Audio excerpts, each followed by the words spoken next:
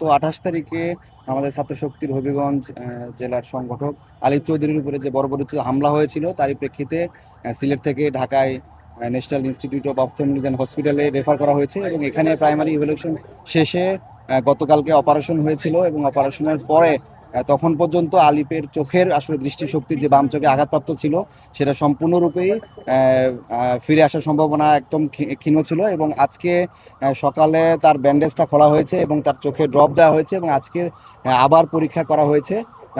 তবে গতকালকে যে বিষয়টা ছিল যে তার চোখে একদম দৃষ্টিশক্তি ছিল না এবং কোনো ধরনের লাইট পারসেপশন ছিল না। তবে আজকে মনে হচ্ছে যে সে মনে হয় কিছু লাইটের আভা বুঝতে পারছে, বাট এটা ডাউটফুল।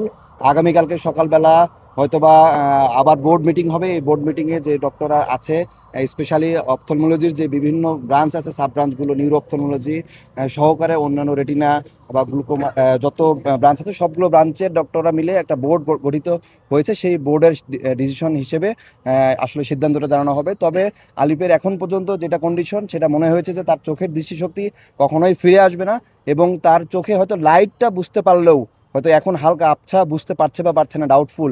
কিন্তু এইটা বুঝতে পারায় কিন্তু তার চোখের দৃষ্টিশক্তি ফিরে পাওয়া বা সে চোখে দেখবে স্বাভাবিক 8-10টা মানুষের মতো, ঠিক এরকম না। হয়তো শুধুমাত্র একটু লাইটের আভা হয়তো একটু বুঝতে পারতে পারে, এরকম একটা সম্ভাবনা হয়তো তৈরি হয়েছে।